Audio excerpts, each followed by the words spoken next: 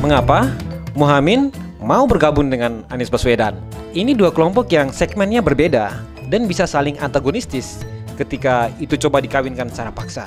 Soal kenapa Prabowo tidak cepat-cepat merangkul Muhaimin, itu jawabannya gampang.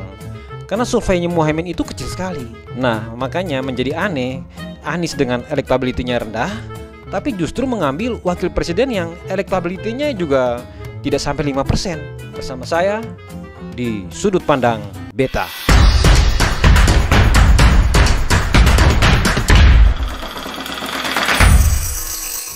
PSN ini kemudian menjadi titipan dari kanan kiri yang masuk tanpa kita ketahui bagaimana proses itu disusun.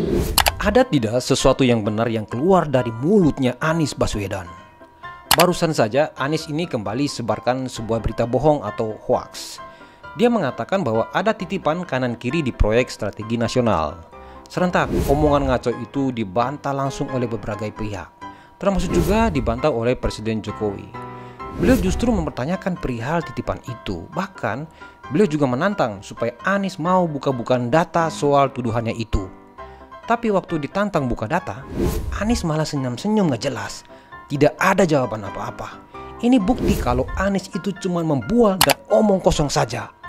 Bahkan di suatu wawancara di salah satu stasiun TV, saat ditanya soal data titipan kanan kiri yang dimaksud Anies, juru bicara Anies Pak Surya Chandra juga cuman ngeles aja. Malahan dia ngeles pakai jurus yang biasa dipakai oleh Anies. Dia mengatakan bahwa datanya ada, cuman nggak bisa dibuka di publik. Hahaha. Ini apa-apaan coba? Kenapa juga nggak bisa dibuka ke publik? Kalau nggak bisa dibuka ke publik, kenapa justru Anies ngomong di depan publik? Bahkan yang menurut saya paling parah, juru bicara Anies ini mengatakan justru pemerintah lah yang harus membuktikan omongan Anies ini benar atau tidak. Ini super ngaco bukan? Cara mikirnya gimana coba? Dia yang nuduh, tapi yang dituduh yang harus membuktikan. Dangkal banget sih cara mikirnya. Padahal katanya dia itu intelektual tinggi, tapi kok malah gitu ya? Coba nih lu simak videonya. Saya ke Bang Surya dulu. Ini cuma kritik atau memang Mas Anies ini punya data terkait proyek strategis nasional titipan? Apalagi Pak Jokowi udah komen tuh. Kalau data ada Mbak, cuman memang tidak akan secara serampangan dibuka ya. Pak Jokowi udah bilang proyek yang mana yang nitip siapa biar clear gitu Mas Surya. Tugasnya pemerintah yang menjelaskan. Dia sendiri kan? Harusnya Anies yang nuduh, dia juga yang harus buktikan tuduhannya itu. Kalau Anies tidak bisa buktikan omongan itu, namanya Anies sudah melakukan sebuah pembohongan publik. Karena dia sudah menyebarkan sebuah informasi yang dia sendiri tidak bisa buktikan. Saya curiga, jangan Anies memang tidak punya datanya. Dia cuma ngomong asal-asal, yang penting bisa menyerang pemerintah. Mau benar atau tidak itu dia tidak peduli. Yang penting namanya jadi populer. Populer? Soalnya elektabilitas dia kan lagi hancur. Apa nggak kebalik tuh? Atau mungkin juga niatnya mau memprovokasi masyarakat. Ya minimal masyarakat yang mendukung dia lah. Karena rata-rata yang mendukung Anies itu ya sorry ya, saya bilang bukan orang bodoh, tapi orang yang memilih menjadi bodoh. Nah, karena harus menjadi bodoh itulah pendukung Anies gampang banget terprovokasi.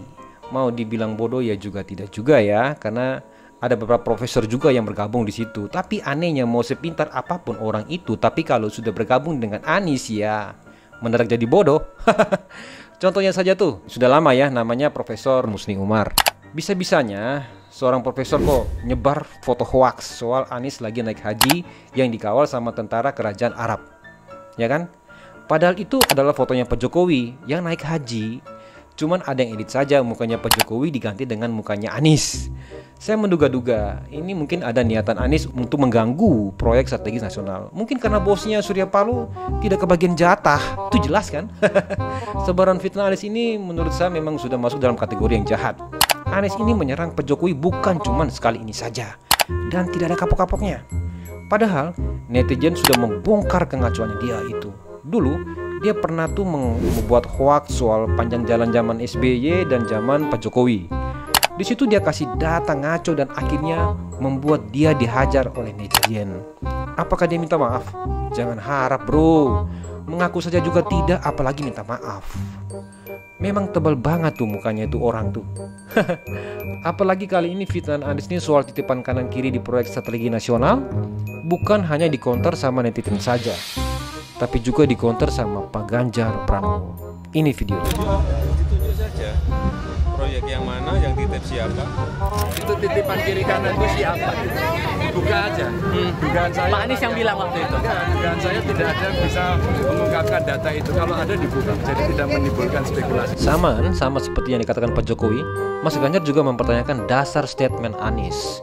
Ganjar minta Anies buka saja datanya, titipan dari siapa, dari mana, proyeknya yang mana, begitu kan? Mungkin kayaknya Mas Ganjar mau mengatakan begini ke Pak Jokowi, Pak, nggak usah nganggepin Anies tuh, bukan level Bapak, biar saya saja. Mas Ganjar kelihatan banget ya pasang badan buat membela Pak Jokowi untuk ngadapin fitnahnya Anies ini. Yang saya lihat, Mas Ganjar mau Pak Jokowi ini fokus saja untuk urus negara ya. Tidak perlu urusin yang namanya Anies tuh yang suka ngaco itu. Kita tahu kan kalau Mas Ganjar ini sudah berkali-kali selalu hadir mengawali Pak Jokowi. Dari jadi tim ses sampai soal COVID-19. Mas Ganjar selalu terdepan untuk mengawal program Jokowi. Setiap keadaan pahit, Mas Ganjar selalu hadir, bukan cuma sekedar omongan, tapi keringat, darah, dan air matanya juga hadir untuk selalu terdepan mengawal Pak Jokowi. Dan sebagai orang yang sudah lama mengenal Anies, pasti Mas Ganjar sudah mengerti bagaimana tipikal sifatnya Anies itu ya.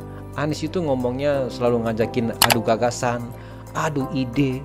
Dia seolah-olah menjadi orang yang paling mengerti soal gagasan kebangsaan ini. Tapi tidak masalah ya soal itu ya. Cuman faktanya dia tidak menjalankan apa yang sudah dia omongin. Mau adu gagasan malah sebar fitnah. Apa gagasan dan idenya itu hanya sebuah fitnah? Hanya fitnah saja begitu. Tidak punya program apakah begitu kan? Demokrasi memang menyediakan ruang yang luas untuk berbicara. Tapi jangan lupa ya, harus bertanggung jawab. Jangan asal menuduh orang. Kalau bebas sebebasnya ya bisa bagaimana lah negara ini jadinya kalau begitu tuh. Jadi setiap tokoh itu harus ingat, yang dijamin dalam demokrasi itu adalah sebuah kebebasan berbicara, bukan kebablasan berbicara. Yang dilindungi di dalam demokrasi itu adalah kebebasan berpendapat, bukan bacotan seenak jidat. Ini sudut pandang saya. Bagaimana dengan sudut pandang ente? Salam, sampai jumpa, bye.